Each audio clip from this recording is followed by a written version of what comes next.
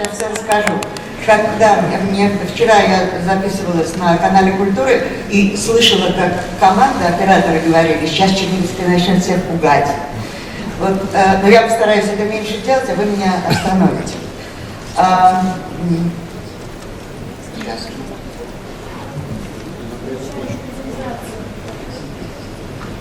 Где он? Нет. Я называю это homo confusus, то есть человек в растерянности. Человек не знает, что ему делать. Я говорю это вот к чему.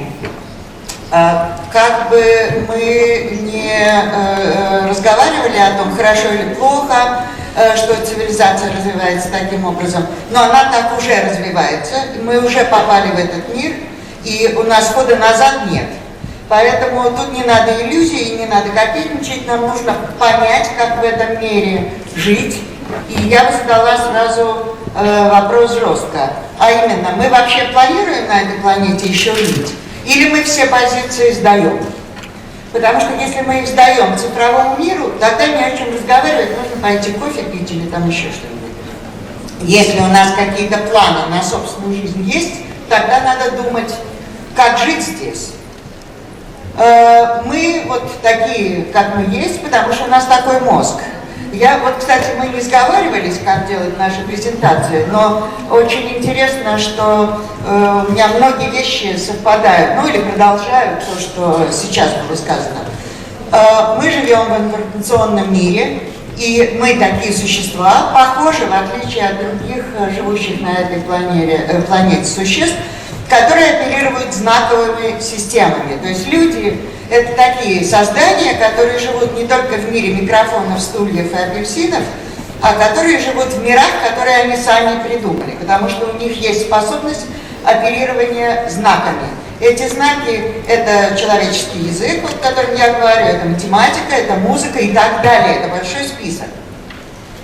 Поэтому мы какие есть, потому что у нас такой мозг, который может играть с такими сложными вещами. Да что ж такое? У нас действительно сложнейшая нейронная сеть. Вот сегодня уже было это все сказано. Я вам хочу сказать, что количество вот этих синаптических соединений, то есть мест, где одни части мозга соединяются с другими частями мозга, если простым языком говорить, это квадриллион. Это запредельное число. Я могла бы некоторое время потратить на то, чтобы и другие цифры приводить, но у меня их просто нету. Но я просто хочу сказать, что если начать вот считать на самом деле количество соединений в мозгу, то нужно написать десятку и 85 нулей после этого. То есть в человеческих языках даже нет слов, которые называют такие числа. И это не просто больше, чем звезд во Вселенной, это больше, чем элементарных частиц во Вселенной. То есть мы должны отдавать себе отчет в том, что у нас находится в черепной коробке. И не заблуждаться на тему того, что мы легкомысленно называем «мой мозг». Вот кто чей, это еще вопрос, но это не тема нашей беседы. Когда входят в дискуссии по поводу цифрового мира, то говорят, мы повторим, как в мозгу, другой вопрос, что никто не повторит, потому что мы не знаем, как это действует, несмотря на все усилия всего человечества. Но, тем не менее, говорят, мозг – это компьютер. Вот он алгоритмы, он там эти нули с единицами гоняет. Но разве только алгоритмы в мозгу? Сейчас-то мы знаем, что нет. Что если мозг – это и компьютер, то как минимум не один. Я имею в виду по типу. Что какая-то часть мозга – это алгоритмы, и там действительно идет это механизм, мясорубка, которая крутит штучки. А другая часть – это аналоговые вещи. И если уж о чем-то и говорить, то тогда на ум приходят квантовые компьютеры и вот эти вещи. Корсаков, я специально здесь поместила этот рисунок, потому что это человек, который задолго до Тьюринга, а именно в XIX веке, начал делать интеллектуальные машины. Так что, вообще-то говоря, родоначальник искусственного интеллекта, в широком смысле понимаемого, это Корсаков, Тьюринг позже был. Ну и, наконец, AlphaGo, вот эта вот страшная программа. Ну что ж такое, почему она Нужно иметь в виду, вот, когда я сказала, что есть еще и аналоговые вещи, что даже крупные ученые, я не говорю о поэтах, художниках, там, я говорю именно, вот Эйнштейн, что он говорит? Интуиция – священный дар, разум – покорный слуга. В других местах, я много читала Эйнштейна, ума не приложу, зачем, но зачиталась. Вот, и там, да, он прямо пишет, даже если вывод, имеется в виду научный вывод, даже если вывод выглядит как результат логической работы, это только финал этой работы. Потому что основная часть шла неведомым образом. Она шла отнюдь не путем счетов-пересчетов. Ну и а что будет-то? Вот видите, тут я поместила Чарли Чаплина с его подопечными, то есть этих героев. Вот этот мир, в который мы вошли, что это такое? Почему она мне не включает? Началось, конечно, раньше, но все-таки в 96-м году обыграли Каспарова, тогда всех это ударило по голове, лучший мозг планеты, потерпел от какой-то железяки, значит, унижение, но когда очнулись и посмотрели на все это, в том числе и Каспаров сам, то стало ясно, что это совершенно другая история и не очень честная игра, потому что компьютер не нервничает, он не устает, у него бесконечная память, никакой человек сравниться с этим не может. Более того, эта программа была надрессирована на конкретного игрока, то есть она про своего противника знала больше, чем он сам, потому что она знала каждую его партию. Ну вот, но потом был следующий проигрыш, и потом нам стали говорить, ну ладно, это когда счет идет, понятно, мы не можем конкурировать с этими железными ребятами. Вот. Но зато нам говорили, есть такие игры, как Го, и никогда не обыграют в Го, а я считаю, что я очень умная, сказала, Го еще там посмотрим, а вот до чего они не доберутся, это до покера. Я считала, что я очень хороший ход сделала, потому что покер это блеф, это poker face, это темные очки, в общем, человеческие вещи. Ну так что? В Го обыграли чемпиона, программа AlphaGo это сделала, разгромно, 4-1. DeepMind создала вот эту программу AlphaGo, которая без начальных знаний, то есть ей только правила дают, она за сутки выучивается играть так, что нет человека, который может ее обыграть, и нет программы, которая ее может обыграть. Я, кстати, интересовалась, как они ее учат, а оказывается, она играет сама с собой, то есть человек не может этого сделать, скажем, ну, клон, как бы, двойник. Она играет миллион партий. Ну, представляете, миллион партий в год сыграет. Невозможная вещь. Ну и, наконец, мой позор уже. Искусственный интеллект обыграл 4 лучших игроков в покер. Недавно. Как они это сделали, я ума не приложу, но это вот как-то меня лично трогает. Я даже не понимаю, почему, как это ужас какой-то. Итак, мы попали вообще в другой мир. Он текучий, он прозрачный, он постоянно меняется, он нестабильный, он сверхбыстрый, он гибридный, он мерцает. В нем рухнуло сразу все. Те люди, которые сидят в социальных сетях, вот я нечастный случай, который не сидит, там кто-то за меня что-то пишет, но это не я. Но вы уверены, что тот, с кем вы общаетесь, что это человек, что это один и тот же, или их 856 тысяч. Он сегодня такой, как вчера, и что, он управляем? Ну, в общем, есть список. Автономная жизнь цифрового мира пошла уже полным ходом. Интернет вещей, самоорганизация сетей, цифровая реальность уже признак отбора в социуме. То есть, если представить себе некую страну, не будем называть, которая по экономическим и там прочим соображениям не может позволить себе войти в цифровой мир, можно считать, что ее нет. Она вообще не игрок. Они могут там жить себе и корзиночки вязать, но как бы они не участники общего дела. И вот интересная вещь – растущее недоверие к информации. Я об этом в последнее время думаю. Сейчас к информации такое отношение, как раньше было к сплетням. А именно, мало ли кто что сказал, кто чего не скажет. Почему я должна верить, собственно говоря, этому? Но фокус в том, что это отношение сейчас пошло в сторону настоящих источников информации. Почему я должна... Этот мне это говорит, это говорит, а кого я буду слушать? Я тогда своим там коллегам и друзьям задаю такой вопрос. Он, кстати, более широкий вообще про цифровой мир. Поскольку Сколково, Силиконовая долина и большой круг вокруг этого, они нам говорят, да разберемся, у нас роботы, вот Да Винчи робот есть, который операции замечательно делает. Теперь я задаю залу вопрос. Вот если, не дай бог, что случилось, и вам говорят, вот Да Винчи, он чудно вообще, так все вырежет, как никто ничего не вырежет. Вы что делать будете? Я могу сказать, что я буду в этой ситуации делать. Я начну сплетни собирать. Я буду собирать информацию у всех своих друзей, у тех, кто может знать, кто компетентный, кто хороший диагност. Более того, занимаясь такими вещами, я вам скажу, что хороший диагност под угрозой смерти вам не расскажет, как он ставит диагноз. Не потому, что он скрывает свои знания, а потому, что это невозможно оречевить. Это не... Он говорит, я вижу, это вот что я вижу. Это, кстати, касается вообще любого knowledge engineering или knowledge mining. Как только специалист высокого класса, он не в состоянии объяснить свои знания. А те, кто могут объяснить, нам эти знания не нужны, они во всех учебниках есть. Нам они вообще не нужны. Ну что же это такое? О чем мы волнуемся? Во-первых, существует такая вещь, как синдром отложенной жизни. Люди живут так, как будто сейчас идет черновик.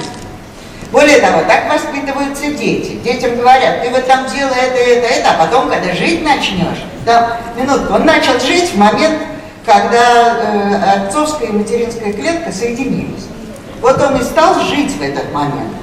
У него это не черновик, он уже живет. Нельзя 20 лет человека держать, имея в виду, что а вот потом там твоя жизнь наступит. Наступает цивилизация праздности, это термины. И такое уже было. Древний Рим, где он, кроме как в камне, его нет. Что собираются делать все те люди, которых заменят цифровые системы? Что они будут делать? Когда мне говорят, освобождается простор для творчества, это вызывает у меня саркастическую улыбку. Вы всерьез считаете, что несметные тысячи, на самом деле миллионы людей, высвободившись от тяжелой работы время, начнут писать мадригалы и играть на лютне? Вы это всерьез считаете? Будет совершенно другое происходить, противоположное. И мы не можем делать вид, что это не так. То есть мы, конечно, можем закрыться и, так сказать, вообще не обсуждать. Поэтому этот Homo confusus, он на самом деле еще даже не понял, где он находится. Вот он на рельсах сидит, газету читает, и недоуменно смотрит на это. Он еще не осознал, в какую опасность мы уже попали. И мы не можем откладывать решение, потому что это наша жизнь. Нильс Бор и Эйнштейн здесь сидят. И конфузия у нас, в том числе и относительно науки. Нильс Бор что говорил? Физика – это не про то, как устроен мир, а про то, как мы про это рассказываем. Это говорит Нобелевский лауреат по физике. Если бы это говорила домохозяйка, которая яичницу жарит, так это неинтересно. Это говорит физик. Дальше еще хуже. Все, что мы считаем реальным, ну вот как бы реальный мир, созданное из того, заглядывая в квантовый мир и как можно глубже, что реальностью вообще никак не может быть названо. Так и мы тогда где оказались? То есть как бы стол-то вот он тут есть, да, и микрофон есть. Но когда ты вглубь-то смотришь, там что? Там струны некие, так ведь? И вот последняя фраза мне тоже кажется важной, потому что Нильс Бор кому-то говорил, нет, вам только кажется, что вы мыслите, вы просто стараетесь быть логичным. Вот это очень важная вещь, потому что мы, равно как и все тесты, вот Асмолов не даст мне соврать, они в основном идут на тему счета. Умный тот, кто быстро считает. Значит, вот со свойственной нескромностью вынуждена сказать, что считаю я очень плохо, и что-то мне не кажется, что я полная дура. Поэтому нужно делить эти вещи. Вот тот считает, и очень хорошо, что считаешь. Вот если говорить о лидерах, вот кого я хочу взять к себе на работу? Последний, кого я хочу взять себе на работу, это отличник, который хорошо считает. Потому что у меня для этого компьютер есть. Он все сосчитает сам. Мне нужен безумный какой-нибудь, понимаете, который не так все делает. Который всем мешает, вообще какую-то чушь порит. Из него получится Нильс-Бор.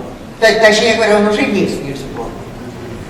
Людвиг Витгенштейн, крупнейший лингвист и философ, он интересную метафору придумал. Он говорит про текст, ну в смысле буквенный текст, но на самом деле речь идет о любом, на что мы смотрим и что анализируем.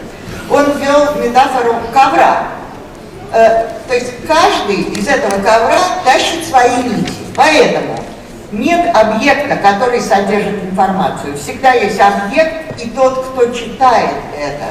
Если перед нами будет лежать рукопись, я не знаю, папирус, и не будет человека, который умеет читать этот папирус, то папирус является физическим объектом. А то, что мы вычитали оттуда, зависит от того, какое у меня образование, здесь у меня в мозгу есть или нету, какие у меня планы, зачем я это читаю, огромный мешок там всякого лежит. Я куда клоню? Мы не можем встать на позицию, что люди не важны. А сейчас это идет сюда. Люди важны, потому что они организуют информацию. Сама информация болтается там где-то и болтается. Нам ни холодно, ни жарко от нее. Ну что же. Мои вопросы. У меня есть вопросы, на которые у меня нет ответа. А если у самого мозга логика, вот мы говорим, скажем, я работаю с институтом мозга в том числе, и мы говорим, как-то нелогично, вот смотрим на данные, говорим, не может быть, что мозг так делает. А он вообще интересуется моим мнением на эту тему, мозг? Он как хочет, так и делает. Мы хотим узнать, как он это делает. Встает вопрос, зачем? Для того, чтобы сделать его дубль? А зачем нам этот дубль? Вот я за что всячески голосую, это за то, чтобы стиральные машины, кофеварки, кофемолки, вот чтобы они были хорошие. Но чтобы он нас заменил, разве это входит в наши планы? Мозг подчиняется физическим законам, это физический объект, физический. Он подчиняется физическим законам? Подчиняется. А если не секрет, каким? Ньютону или, может быть, Нильсу Бору? Кому он подчиняется? Какой физике? А что такое глупый человек, например? Это мозг может быть глупый? Вот вопрос, который мне недавно в голову пришел. Мозг абсолютного дурака, ну придурка просто. Он все равно самое совершенное во Вселенной. Это вопрос, вот он звучит как игривый, а на самом деле это очень серьезный вопрос. Есть там эти квадриллионы вообще всего. Заканчивай? Да. Наговорила. Вот, то он все равно такой, а тогда мы можем сказать, какой мозг глупый, а какой мозг умный, а какой мозг гениальный. Ну, как я уже... Ой, извините, это он сам. Вопрос о том, кто кому хозяин. Деятельность мозга, функции мозга, это точно не перебор операций. То есть это перебор операций, но то, о чем я уже говорила. В таком случае, мы какой искусственный интеллект создаем? Мы создаем умный искусственный интеллект. А что это значит? Ну, умный это быстрый, глупый это медленный, это точно не так. Но как? И вот что такое гениальный мозг? Это тот, который просто, вот как вы правильно говорили, быстро переключается. Это он. Тот, который очень быстро считает, это не он. Потому что это может быть человек с очень низким интеллектом, но с абсолютной памятью, ну все мы знаем. Это на самом деле медицинский факт. А гениальный искусственный интеллект возможен? А что это значит? Не за счет, я повторяю, того, что мы скорость увеличим. Хорошо, а мы узнаем, что он гениальный? А мы узнаем, что он личность? А такая опасность есть. Это обсуждается, даже об этом говорят, что если искусственный интеллект, которого пока нет, потому что это есть просто хорошие программы, но вот если по-настоящему искусственный интеллект будет, подразумевается, что у него есть сознание, мы не знаем, что это такое, это другой вопрос, но подразумевается, и что у него есть чувство «я», то есть он личность. Из этого катастрофические последствия. Например, вы не можете его стереть, потому что это убийство. Значит, меняется система права вся, В этом мире, в который мы вошли, должна поменяться юриспруденция, то есть не целиком поменяться, но какие-то ее куски. И должна поменяться система этических, моральных норм и так далее. Мы не можем это исключить, если беспилотник кого-то там сбил и так далее. Мы что с этим делать будем? Кто виноват? Дело не только в этом. В эту программу должны быть заложены моральные принципы. Извините за цинизм, кого давить можно, а кого нельзя. Ну, это я специально как-то так говорю, страшно. Может появиться у этого искусственного интеллекта вот эта вот самость. А мы, да, а если она уже, то есть я знаю, что не уже, но если она появится завтра, мы об этом как собираемся узнать? У нас нет способа. Мы сейчас не можем это обсуждать, но это философы очень хорошо знают. Нет проверки. Нет как бы идеально работающая программа. Я могу сказать, вы с чего взяли, что я, например, человек? Может, я хорошая программа просто. Так хорошо сделана, ну как живая. Это я серьезно говорю, это вопрос думания. А искусственный интеллект будет чувствовать боль, он будет страдать, он будет сопереживать, или он будет все это имитировать. Вот если бы здесь сидели люди, которые такими разработками занимаются, а может быть и сидят, они бы сказали, господи, мы делаем эмоциональные роботы, они там улыбаются, и ваши улыбки, и слезы, и все они это увидят. Так это же фальшивка, это же имитация, он сам. В этом цифровом мире нет боли и нет смерти. И это кардинально меняет всю картину. Обучение, я вам хочу сказать, мозг меняет. Вот пока мы здесь все сидим, наша нейронная сеть у каждого работает, и она уже поменялась. Потому что она меняется каждую миллисекунду. Обучение физически меняет мозг, нет времени, поэтому сами можете прочесть, то есть физически он улучшается. Не в общем виде, а по-настоящему. Но мир-то стал не такой, в котором живут. Например, цифровые все системы, они работают в мирах, в которых, лучше сказать не в мирах, а в размерностях, в которых живое не живет. В нанометрах и в наносекундах жизни нету. А это те системы, которые будут принимать решения. И не надо утешительно говорить, что все равно палец будет человеческий, который на кнопочку нажмет или не нажмет. Это все в пользу бедных разговоров, потому что все зависит от того, какую информацию он получит. Что ему подсунут. Кроме того, мир стал прозрачен, о чем уж даже не буду говорить, у каждого в сумке или в кармане лежат гаджеты, и это ведет к пересмотру базовых этических норм, ценностей и смыслов. Я клоню вот куда. Это другая цивилизация, и это факт, точка. Да, я заканчиваю. И нам нужен другой тип образования, о чем гораздо лучше скажет профессор Асмолов. И это образование, это очень трудный вопрос, понимаете? Потому что если полуторагодовалый ребенок может сказать «Окей, Google», и Google ему выдаст все, что хочет, зачем ему приходить в класс, где учительница, плохо подготовленная учительница, открывает книжку и читает ему учебник? Это зачем? А тогда что? Если мы перейдем, что тоже вот Кузьминов, например, это все время говорит, давайте на онлайн-образование целиком перейдем. Вся предыдущая часть моего выступления была на тему «Мы не должны человека потерять». Если мы решили сдаться, то есть как бы закончили историю, тогда окей. Вы хотите лечиться у врача, который получил медицинское образование, лежа на диване с компьютером перед носом? Я точно не хочу. А также я не хочу, чтобы пилот так вел самолет и дальше по списку. Мы должны сформировать способность жить в этом мире и не потерять человеческие свойства. Потому что, вот исходя из замечательного предыдущего выступления, все зависит, кроме всей техники, все зависит в итоге от того, удалось ли вам выстроить отношения с семьей, с детьми, с теми, кто с вами работает, с обществом в целом, насколько вы держите стресс.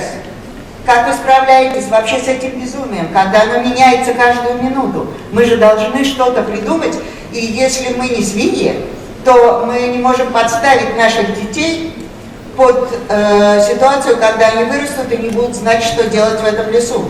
Они должны быть подготовлены. Я заканчиваю вот на чем.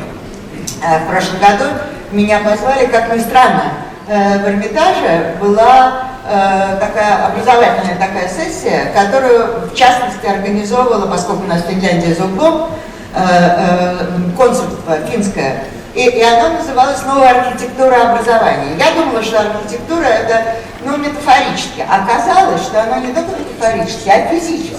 Они массово перестраивают здания школ. Они их делают, они цветные, там нет стабильных аудиторий. Они меняют форму аудитории. Дети все время то они здесь учатся, то здесь, то они лежат, то они сидят, то они бегают, то они дома. Понимаете, все время меняется ситуация. То их один учитель учит, то другой. Это очень важная вещь, потому что это значит, что они готовы к переменам. К вопросу о лидере. Лидер должен не бояться. Он должен не обращать внимания на советы, которые ему дают. Так никто не делает, именно потому что так никто не делает. Так и нужно сделать. Там веди себя тише, скромнее, всех послать подальше. Лидер должен, он смелый должен быть человек. И он должен рисковать сам собой, конечно. И он даже должен взять ответственность на то, чтобы рисковать в своей компании или где он там находится. В противном случае это пустое дело. Понимаете, все остальные карты сыграны уже. В них бесполезно играть. Спасибо за терпение.